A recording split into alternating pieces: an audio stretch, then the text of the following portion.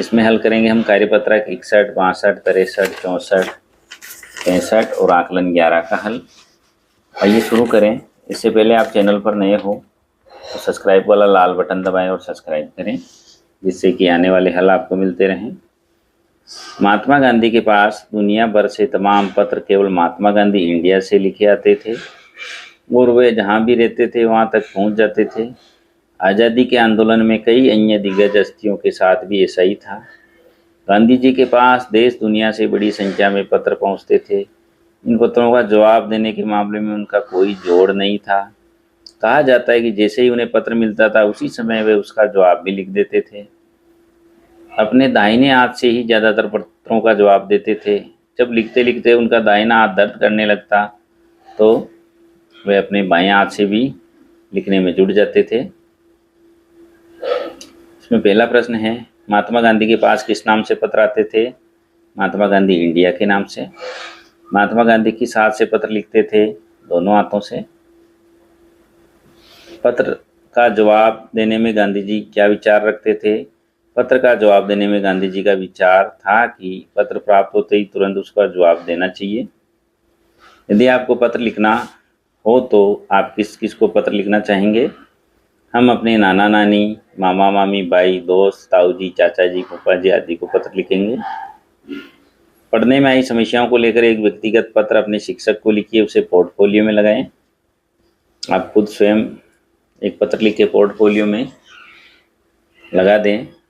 ये था कार्यपत्रक 61। कार्यपत्रक 62।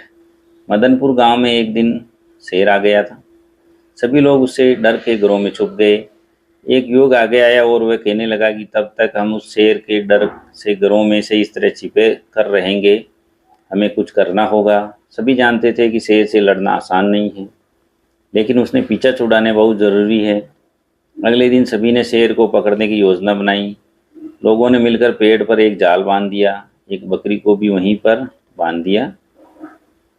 कुछ देर बाद जाल को खींच दिया और शेर जाल में फंस गया। उसके बाद वन विभाग के सदस्यों को बुलाया और शेर को पुनः जंगल में छोड़ दिया गया। यदि शेर को नहीं पकड़ा जाता तो क्या होता? लोग हमेशा डरे सहमे में रहते। दूसरा प्रश्न है, लोग शेर से डरे हुए क्यों थे? शेर उन्हें खा जाता। दिए गए वाक्य को पूरा करें। जंगल का राजा शेर को कहते हैं। बहुरंगी पंखों वाला पक्षी मोर होता है। लंबी गर्दन वाला जानवर जिराफ होता है। पंक्तियां पूरी करें। मुझे स्कूल का गृह कार्य करना है क्योंकि अध्यापक जांच करेंगे। मुझे खेलना पसंद है क्योंकि ये स्वास्थ्य के लिए अच्छा रहता है। मुझे खाना है क्योंकि मुझे बहुत भूख लगी है। शेर जंगल को छोड़कर गांव में क्यों आया होगा? लिखिए। शिकार की तलाश करते करते शेर अचानक गांव तक पहुंच गया होगा। गांव वालों को शेर से बचाना हो तो आप क्या करेंगे? हम शीघ्र ही वन विभाग को इसकी सूचना देंगे एवं गांव वालों को घर से बाहर न निकलने की सलाह देंगे। ये था कार्यपत्रक 62। कार्यपत्रक 63। दी गई कविता को पढ़कर आप भी अपने गांव शहर के बारे में एक कविता बनाइए। मेरा गांव कविता है। कितना प्यारा मेरा गांव, पीपल दादा देते छाँव, भीनी भीनी हवा मचलती मेरे आंगन आती, मैदानों में चरती गायें इतराती इतराती, रोज सुबह चिड़ियों का गुंजन मीठे गीत सुनाता, बच्चों की किलकारी सुनकर मन पुलकित हो जाता, पगडंडी पर चलते चलते यहाँ नहीं थकते हैं पाँव, इतना प्यारा मेरा गांव। तो हमें भी एक कविता लिखनी है इस प्रकार की कि कितना सुंदर है मेरा गांव, लहलाती फसलें हैं, पेड़ों में फल हैं जामुन और आम, पेड़ों में फले हैं जामुन और आम, कितना सुंदर है मेरा गांव, जहाँ घर मेरा है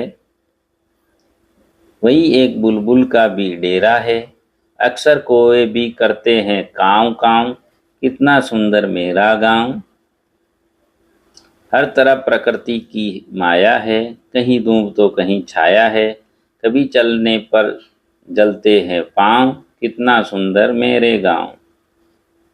दूसरा प्रश्न है इसमें, आओ अब एक और कविता बनाते हैं। इस कविता के नीचे दिए गए शब्दों को काम में लेते हैं। बगीचा, बर्फी, चीनी, लड्डू, आम, मिठाई, हजार, तालाब, झरने, रसगुल्ले की खेती होती, बड़ा मज़ा आता। तो नीचे पढ़ते हैं, सारी रेत चीनी होती, बड़ा मज़ा आता। बाग लगे चमचम के होते, बड़ा मज़ा आता। शरबत के झरने होते, बड़ा मज़ा आता। हलवे का बगीचा होता, बड़ा मज़ा आता। हर पर्वत बर्फी का होता, बड़ा मज़ा आता। खाने सब लड्डू की होती, बड़ा मज़ा आता। घर पर आम उगते, बड़ा मज़ा आता। 1 रुपए किलो मिलती मिठाई, बड़ा मज़ा आता। रुपए होते 5,000, बड़ा मज़ा आता। इस प्रकार हमने ये कविता पूरी की है। आप भी इसको पूरी करें। ये था कार्यपत्रक 63। कार्यपत्रक 64। नीचे एक विज्ञापन दिया गया है, उसे ध्यान से पढ़िए और नीचे दिए गए प्रश्नों के उत्तर दें। तपेदिक से अपने आप को बचाएं। तपेदिक टीबी के लक्षण, 3 हफ्ते या उससे अधिक समय तक खांसी हो, हल्का बुखार जो शाम को बढ़ जाए, बिना बात ज्ञात कारण के वजन घटना, बिना ज्ञात कारण के शरीर कमजोरी आना, ग्रंथियों का बढ़ जाना। ये यहाँ तपेदिक रोग का चित्र दिया गया है। यह एक जानलेवा बीमारी है। ये एक अच्छी खबर है कि डॉट्स द्वारा टीबी तपेदिक पूरी तरह ठीक हो सकती है। ये तपेदिक हैं तो तुरंत जांच करवाएं। सरकारी अस्पतालों और स्वास्थ्य केंद्रों में जांच मुफ्त होगी। राष्ट्रीय तपेदिक नियंत्रण संगठन, नई दिल्ली, भारत। ये एक विज्ञापन है टीबी की बीमारी का। इस विज्ञापन में हमें किस रोग से सचेत रहने का संदेश दिया गया है? तपेदिक यानी टीबी से। किसी व्यक्ति को तपेदिक टीबी हो जाने पर उसमें कौन कौन से लक्षण दिखाई देने लगते हैं? अधिक समय तक खांसी रहना, हल्का बुखार रहना, अचानक वजन कम होना, शरीर में कमजोरी महसूस होना आदि लक्षण। विज्ञापन में चिड़ियाँ क्या अच्छी खबर दे रही हैं? चिड़ियाँ कह रही हैं कि डॉट्स द्वारा टीबी पूरी तरह ठीक हो सकती है। डॉट्स एक टेबलेट आती है। यदि आपके किसी परिचित को टीबी है तो आप क्या करेंगे? उसको तुरंत जांच करवाएंगे तथा सरकारी अस्पताल में ले जाकर उसका इलाज करवाएंगे। ये था कार्यपत्रक 64। कार्यपत्रक 65। सूचना पट पर लिखी सूचना पढ़कर समझना एवं संदर्भ प्रयोग करना। राउप्रा संस्कृत विद्यालय, माताजी गोपालवास, गोविंदगढ़। सूचना है फैंसी ड्रेस प्रतियोगिता की, दिनांक 1/11/2023। आपके विद्यालय की ओर से 13 नवंबर 2023 को फैंसी ड्रेस प्रतियोगिता का आयोजन किया जा रहा है। इस प्रतियोगिता में 6 वर्ष से 15 वर्ष के बच्चे भाग ले सकते हैं। इस प्रतियोगिता में हिस्सा लेने वाले विद्यार्थी अपनी कक्षा अध्यापक के पास अपना नाम लिखवाएं। कविता शर्मा, अध्यक्षा, सांस्कृतिक कार्यक्रम। फैंसी ड्रेस का आयोजन कब होगा? उत्तर है 13 नवंबर 2023 को। इस प्रतियोगिता में किस आयु वर्ग के छात्र छात्राएं भाग ले सकते हैं? 6 से 15 वर्ष तक के बच्चे।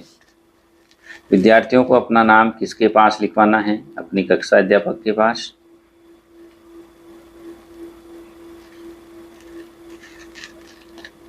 अपने विद्यालय के समारोह में भाग लेने के लिए आप क्या करते हैं? हम समारोह में भाग लेने के लिए जो भी कविता, नाटक आदि तैयार करते हैं उसके लिए प्रभारी को अपना नाम लिखवाते हैं। विद्यालय समारोह व्यवस्था में आप क्या क्या करना पसंद करेंगे? बाहर से आने वाले अतिथियों का स्वागत करेंगे, उन्हें पानी पिलाएंगे। इसके अलावा जो भी जिम्मेदारी दी जाएगी उसका निर्वहन करेंगे। यह था कार्यपत्रक 65। आकलन 11। निम्नलिखित कहानी को पढ़कर दिए गए प्रश्नों के उत्तर दें। एक राजा था, उसे एक बंदर से बहुत प्यार था। उसने उस बंदर को अपने पास रख लिया। बंदर राजा के सब काम करता था। राजा जब सोता तो वह पंखा करता। सबके समझाने पर भी राजा बंदर को दूर न करता। एक रात राजा सो रहा था। एक मक्खी बार बार राजा की नाक पर बैठने लगी। बंदर को मक्खी पर बहुत क्रोध आया। बंदर ने तलवार उठाई और मक्खी को मारने ही वाला था कि अचानक पहरेदार ने देख लिया। वह दौड़कर आया और बंदर से तलवार छीन ली। आवाज़ सुनकर राजा की नींद टूट गई। सारी बात पता चलने पर राजा ने बंदर को जंगल में छुड़वा दिया। अब इसमें प्रश्न है, बंदर ने तलवार उठाई क्योंकि मक्खी को मारने के लिए, राजा को मारने के लिए नहीं, पहरेदार को डराने के लिए भी नहीं, पहरेदार को समझाने के लिए ये भी नहीं होगा, मक्खी को मारने के लिए ली।